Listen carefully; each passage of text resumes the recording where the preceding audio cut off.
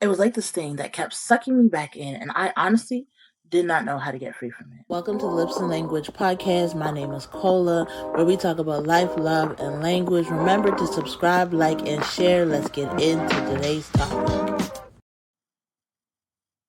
Hey, y'all. So today, I really want to talk about something that God has just been highlighting to me as something that I have to, again, deal with it kind of like in a public way, tell my testimony on it. Now, I've been sharing my story this whole time, but uh, there's layers. There's layers to the different things that I've been through. There's layers to the different things I've experienced. There's layers to who I am and how God is allowing all of this to come about, right? And so today we're going to tackle lust. Now, I have an episode called Phone Sex and Threesomes, and I get into a little bit that I was into phone sex, um I was into porn, I was into a whole bunch of different things. But where does it come from? Like how did this all get started? And to be honest, it was the lust that made me do it.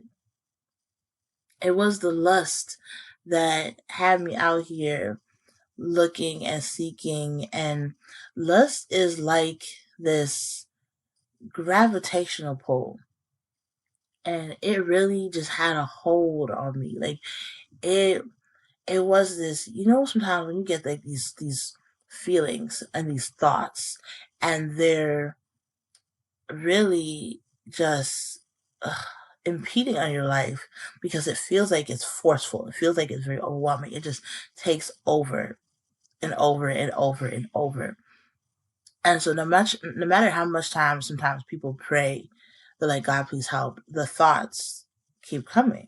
And you're like, I don't get it. I'm praying. I'm doing this. It's just like this feeling of like overtaking you. Yeah, that spirit of lust, it will continue to drive until it sucks everything out of you. Like its whole plan is to destroy your life. And especially sexually. Because in the Bible, it talks about how our sexual morality is the one thing that you send inside your body. It is an internal thing. And when it grabs a hold on you, it doesn't let you go. Like, not easily. Like, you can break free. I'm not saying you can't break free. You can definitely break free. I'm an example of that. But the lust made me do it, meaning that it was lust that was driving and feeding me. It was feeding the addiction. It was feeding the parts of me that I was ashamed of. It was feeding the parts of me that was trying to keep things hidden. Like it was feeding so many things, right? I can't even remember how fully I got into porn. But let's take it all the way back, like to when I was a kid. Did you know that ignoring your self-awareness will keep you stuck and emotionally imprisoned? Man, we go through life with this hustle mentality, going, never taking a moment to stop, to breathe, until life kind of just spirals out of control. But it is time to take control. It is time to experience the freedom of your most authentic self. And I have a gift for you. I have witnessed the tears, the happiness, the joy, the transformation when I have done this workshop in jail, in colleges, in high schools, and I want to offer this to you. So, click the link below, get access to the free mini course. There's 4 videos. You are going to enjoy it, and let's get to the other side of healing because you deserve to show up authentically as you. Now, I don't know if this was your childhood, but when you grow up with like siblings and cousins, sometimes y'all like to imitate the grown-ups and y'all play house, right? And so when we were younger, we would all play house. And in playing house, like it seems so innocent, but you really start to put your mind as a grown person that you can do all these things that grown people do when you ain't got no business doing what grown people do until you reach that age. It's like our innocence was taken from young, like things were introduced subconsciously into our mindsets. And because we're subconscious, we didn't even realize it was happening. So as we're growing up and we were like, oh, we can't wait till we're older. We're trying to be grown. We're trying to do this. We're trying to kiss. We're trying to do, I'm saying? All these things. We want to do what grown people do. We want to imitate them. And without the full understanding of like Grown people do this because they have the emotional maturity to do this. And not even, there's a lot of people who don't have the emotional maturity to do it. But when we're kids, if it was better to explain that you're a kid, you're still developing, you're still growing, you're going to feel these feelings and they're okay to feel. But as you grow, you'll be better able to manage and to handle it if you develop it. If you don't try to push this aside, don't try to like stuff it down. Like I feel like a lot of the messaging that we received as kids is to ignore our feelings, stuff it down, don't express ourselves right in the way that we want to express ourselves. And so a lot of the messaging was really telling us not to explore the things that God gave us to explore, and because it wasn't done in a healthy way, that's how it got perverted and it started being unhealthy in the way that we started exploring. A lot of things were like, oh, well, like, especially if you grew up in church, a lot of it was like, well, we don't do that because that's the devil's work or God doesn't like that. But there wasn't like full explanations as to why. Why don't we do this? Why is that not the way that we should go? Like, give context so we understand better why we're supposed to stay away from certain things, but they blanket everything. And so because they didn't give us good enough explanations, they, as in the adults, the ones who were in charge of us, we sought those things for ourselves. So we would Google and have friends who were more informed who would tell us things. And the thing about it is, parents are always like, oh, we're just trying to protect you. But in their protecting, they don't protect by equipping us with the right information. They try to protect us by hiding things from us. And by hiding things from us, there's no open door policy. When we, or when I at least, developed issues, I didn't feel comfortable going to nobody older because I'm like, they're not going to get it. They don't even want to touch it. They don't even want to talk about it. And a lot of the things that I dealt with perversion wise could have been avoided with simple understandings. Right now, I'm not saying that uh, all my whole life would be different if certain things went a certain way, because I don't regret the life that I live, honestly. A lot of crazy thing happens, but I know God used it for its good. So I'm not going to go back and try to regret this and regret that. I'm just going to accept it for what it was, keep it pushing and move on, right? But when we equip our children better, when we give them the information that they need, we're allowing them, we're taking the power away from those who seek to do harm. We're taking the power away from those who just spill whatever it is. Like we are literally creatures on this earth, on this planet, trying to figure things out. Now, the Bible is our guide, but for those who don't tap into the Bible, or for those who wrongly interpret the Bible, the rest of us are left trying to understand what's going on, what is happening. And so we have to go back to the identity that God gave us. And I've been sitting here talking. I know y'all know that there's like a right eyelash missing. When I took it off yesterday, I thought of how a lot of people are walking around confused, how a lot of people don't understand their true identity, how a lot of people are masking themselves. They're putting on this side. Let me do it this way. They're putting on this side for the world to see, and they're leaving this side, which is who they are. They're trying to take up what they believe society is claiming to be hip with, and they're missing out on the beauty that God designed them with. This side is just as beautiful as this side. And I was like, wow, that's pretty cool. Let me just do this intentionally. Let me come on here without this eyelash. And we're going to use it as an analogy because God speaks through everything. A lot of people are like, God doesn't talk to me. Are you listening? Are you hearing? Are you catching what he's saying? Sometimes it's a little bit deeper than just surface level. Our identity is really important. Our identity is why a lot of people end up in perversion. Our identity is why a lot of people are walking around thinking that they're one thing. Like, our identity is wrapped up in who God created us to be. And you realize a lot of people in this day and age are being identified by their sexuality. And I'm literally talking about the gay community. I'm talking about the promiscuity community. I'm talking about the ones who label themselves sex workers and like all the people who put their sexuality forward first. That's what they identify themselves as. They say they're a this person.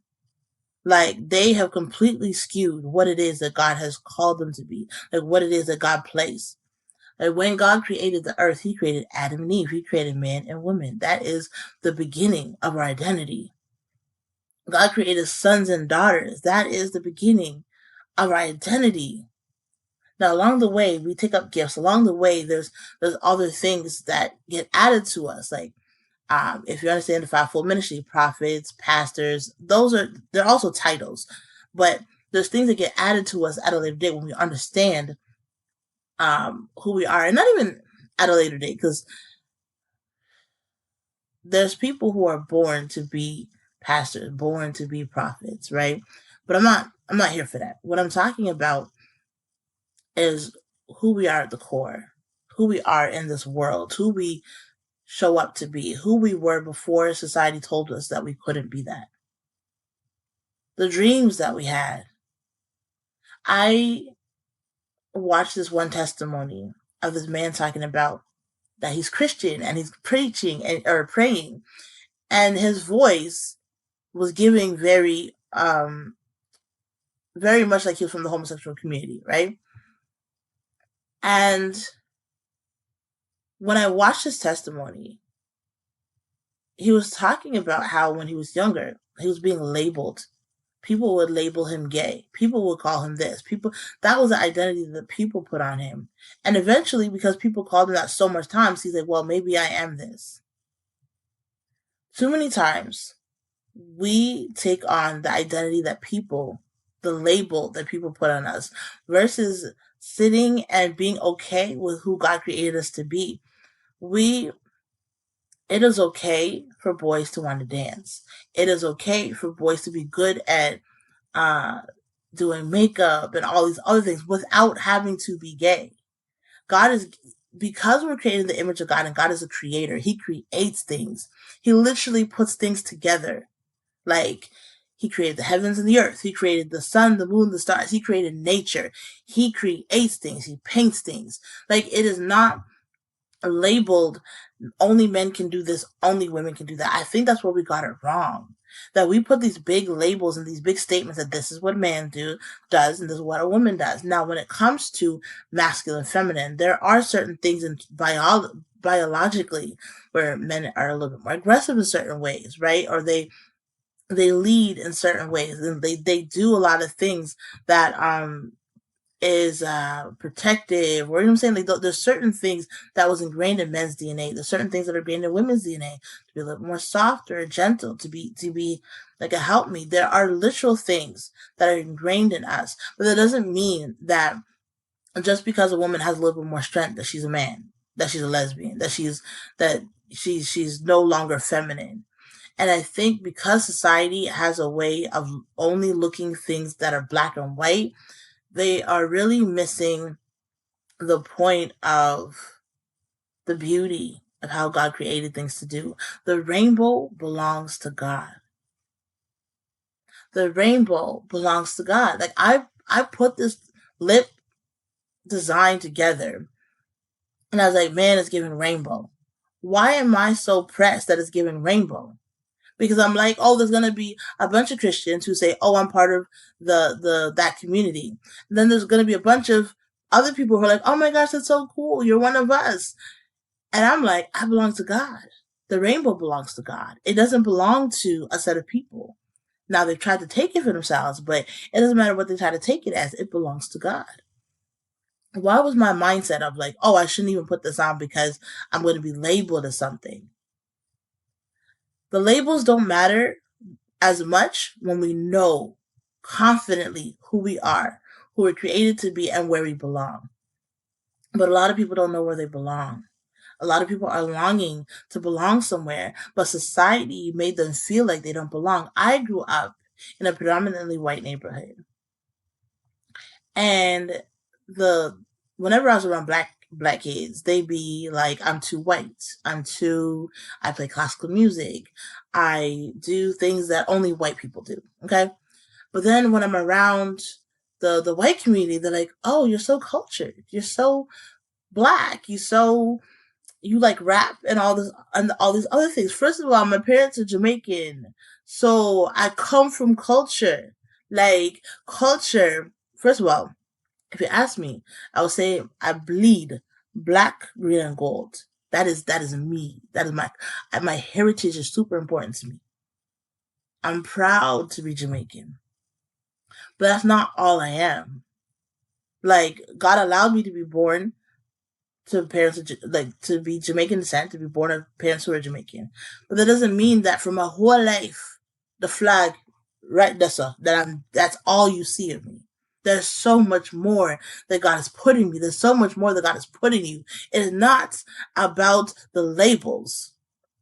It's about the identity. It's about who He created you to be, how He formed you in your mother's womb, how He had all these beautiful plans for you before it was toxified and skewed, and it made you look through a lens so small that all you can do is identify yourself as your sexuality. Why?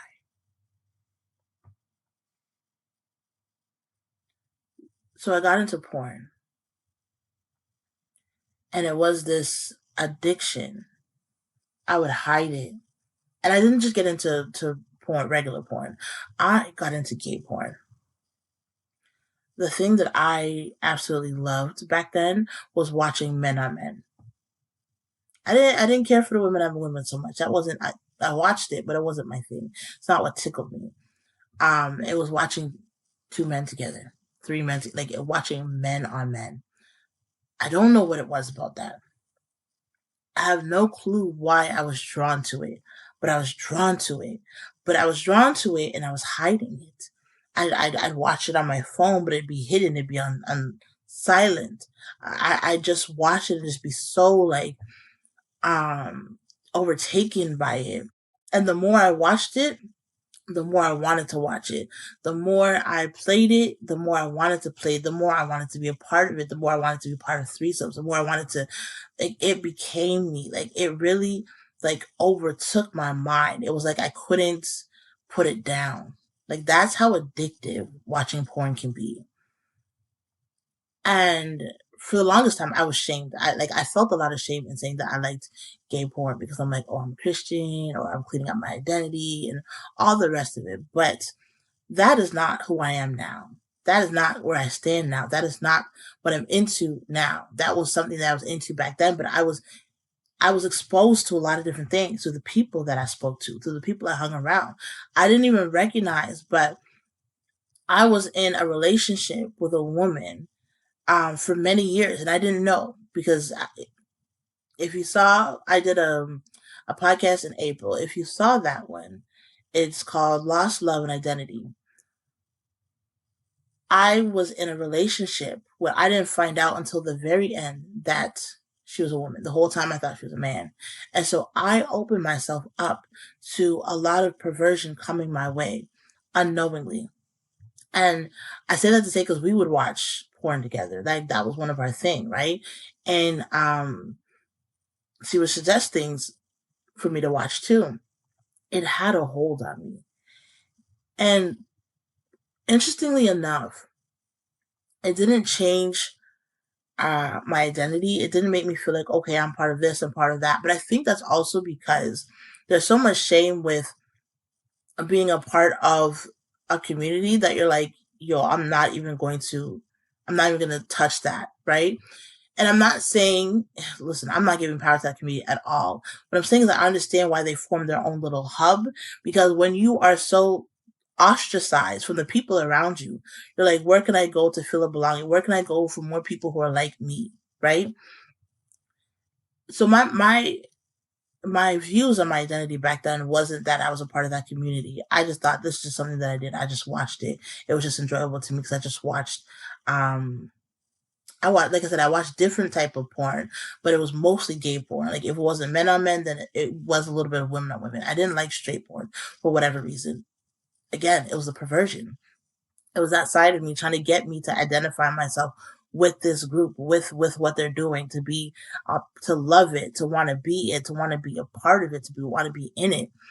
And it took a lot of self control to get out of it. It took a lot of self control, beyond prayers, beyond like just shaming myself. I had to take self control and said, this is not what I want to do.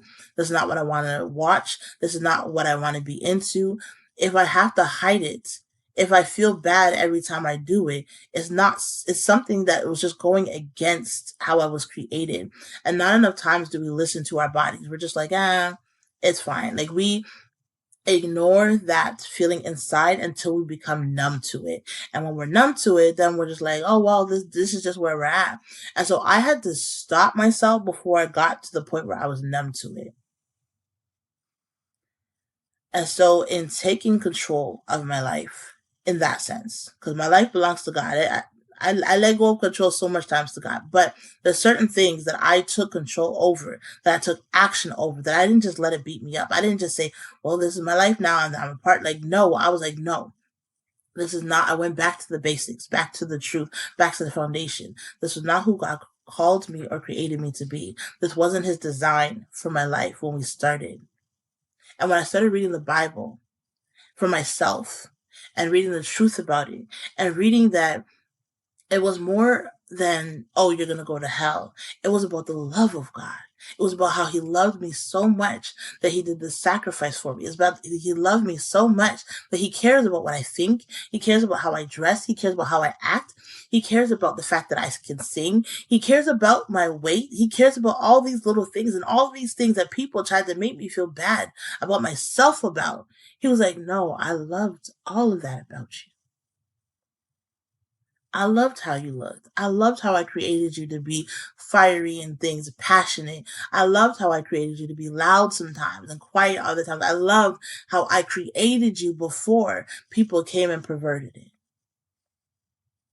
And so I let perversion in from when I was young subconsciously.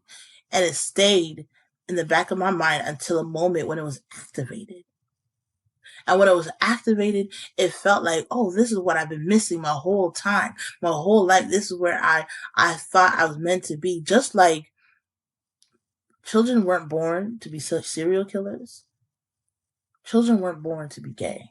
Children weren't born to be transgender. Children weren't born to be in this community. Children weren't born to be confused. Somewhere along the line, something happened. There was a disconnect. I'm going to say listen, it's not a coincidence that a lot of people who are a part of these communities have gone through sexual abuse, have gone through some type of torment when they were children, and it broke who they were. It broke the identity. It caused confusion to come in, and in trying to figure it out, they kind of went to the place that seemed like it had the most people that thought and felt like how they were. And I'll be honest, when I was younger, it wasn't the church. The church didn't make me feel like we were a bunch of broken people coming to a loving God. The church made me feel like I had to get right. I had to get perfect. I had to get in a certain way because God didn't accept me. Even though he created me, he didn't accept me because I was too weird. I was too unique. I was too out there. I was too insert whatever they said about you. God's love covers. It's the fact that although I had a child out of wedlock, although I have been gang raped, although I have meat on my bones and curvy hips, although I am creative and I do a lot of things backwards, but I'm not dyslexic, although my mind thinks out of the box and out of this world, I am loved. That is exactly how he created me. He didn't create us to all be carbon copies of one another. We are created beautifully different, beautifully within his view, beautifully how heaven is going to be.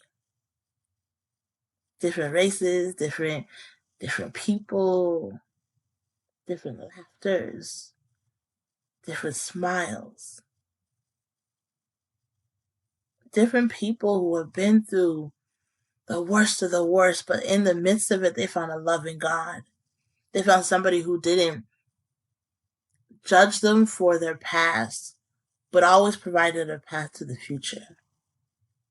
When people say only God can judge me, yes, he will judge you. He will judge you according to the truth that is written in his word. But before he judges you, he loves you. Before he judged me, he loved me.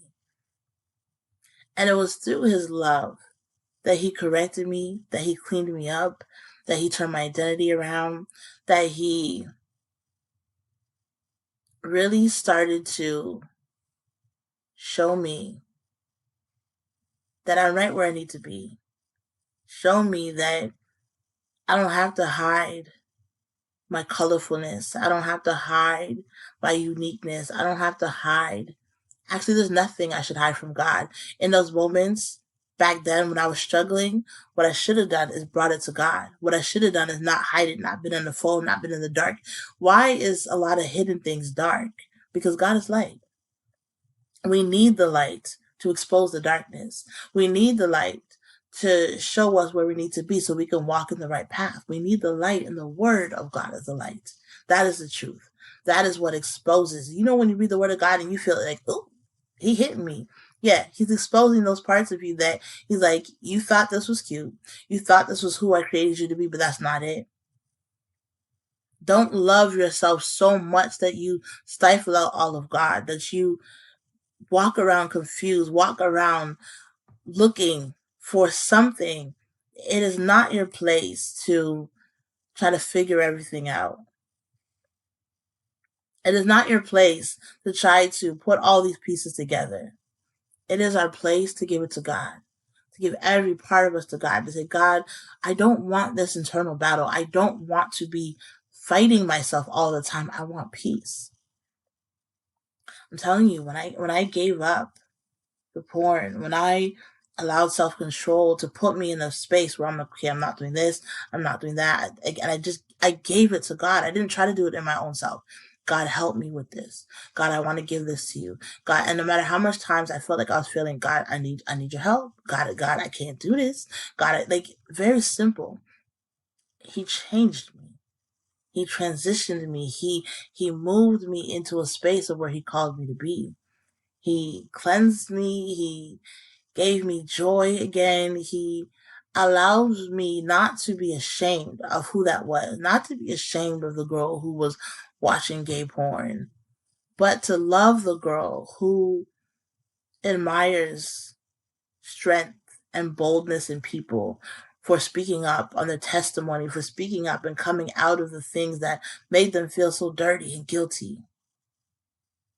Taking on a life where we speak encouragement, we speak love, the love that was missing, the love that has been so disconnected. That is the love that God has. Jesus is love. It's not about going to hell. Hell is a real place, but it's not about that. It's about being in a relationship with such a loving father, being in a relationship with somebody who you can talk to, who's always there, who's always listening, who is not sitting there ready to poke at every single thing you do right or wrong. We're not perfect, so we're going to mess up. But when we mess up, it's not like how people do it where they hang it over our heads. When we mess up, we say, yo, God, I really messed up on that. I need your help. Forgive me, and let's get back to business. And so I'm saying to you, let's get back to business. Put down the labels that people said you were. That fighting inside of you is for a reason. Come out of labeling yourself as the work you do, as the sex that you are attracted to. Come out of all of that and be a part of a world where God is loving. And take up self-control is one of the fruits of the Spirit, and I understand why. Because there are so many things that we allow to run rampant in our lives like wildfire.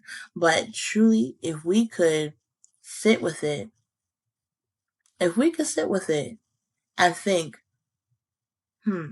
how do I change this? How do I get control over this? How do I not feel so lost in my own world, in my own body, in my own mind? And we would start to say, you know what? Okay, today I'm going to put down the porn. Today I'm going to stop masturbating. Today I'm going to stop doing this. today I'm going to come out of this, and God, walk with me in this. And we set up accountability. Some people need someone to keep them accountable, need them to hold them to it. Okay, I need you to keep me in this space. I need you to help me with this. And then we start reading his word. We start reading the truth of who God is. Not of the God that we were told about, but really truly how he is, and the relationship that we can build with him. It's like starting one of the best friendships you'll ever have. He is Father. But even for our own parents, we need to have a relationship with them, not just see them as this authoritarian figure over us, but a relationship where we can talk, where we can be open.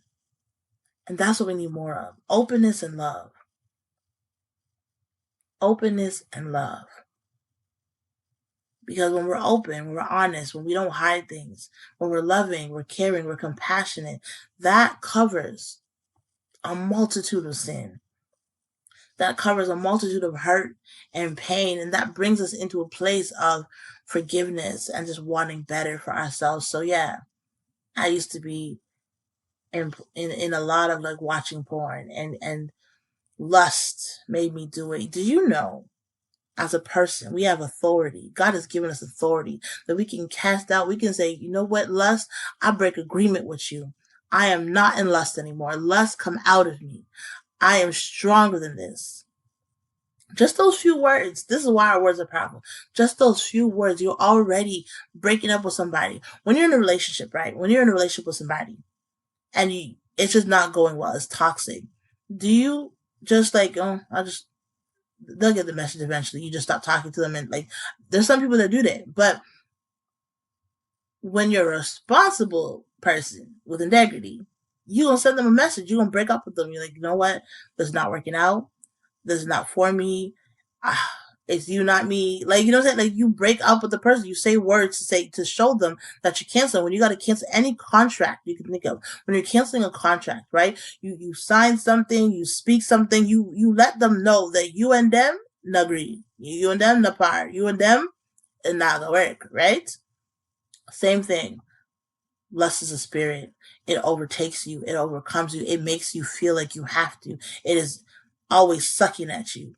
It is making you feel like life can't feel better until you do that thing. Then you do it. Then you feel release. And then you feel bad. Break up agreement. Break up agreement with lust. Lust, I break agreement with you.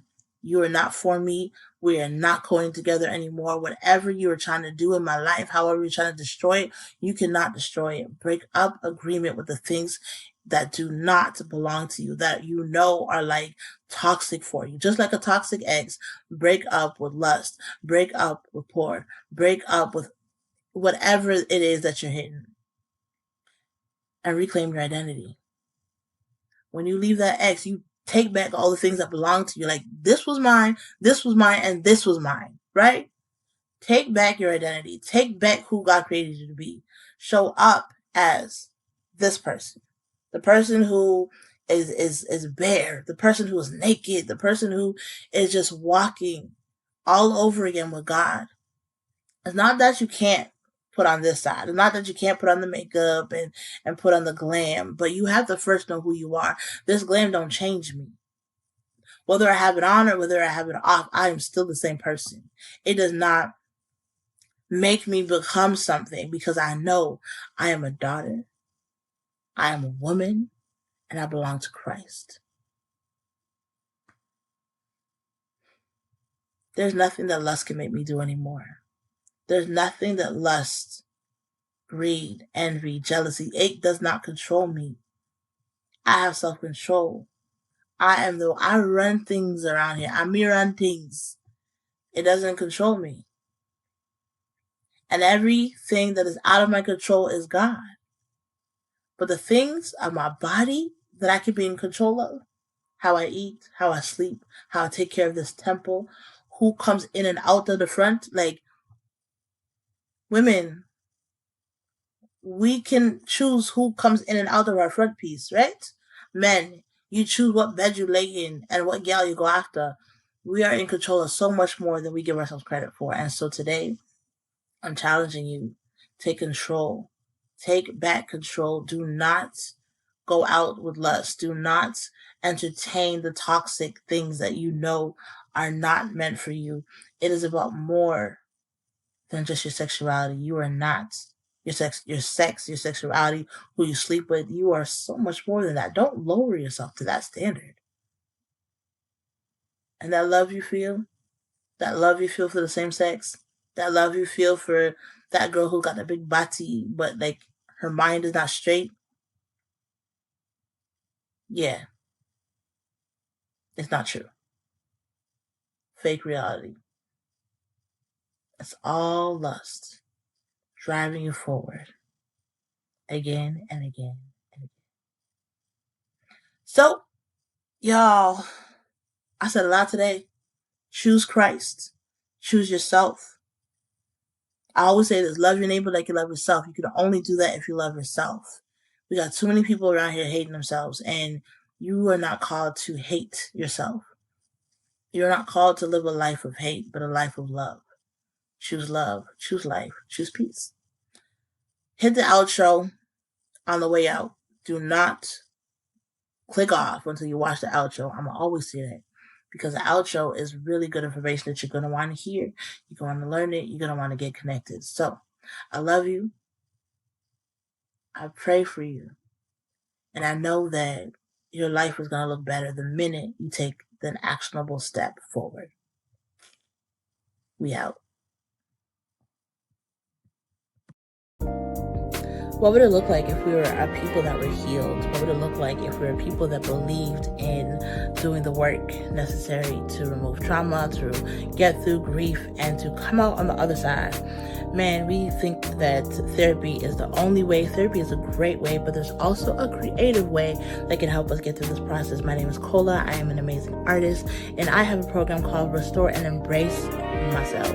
It is all about the healing and the getting through and the getting over. And if nobody told you, you are special and you are so deserving of so much more in this world. So get in contact with me, because I'd love to work with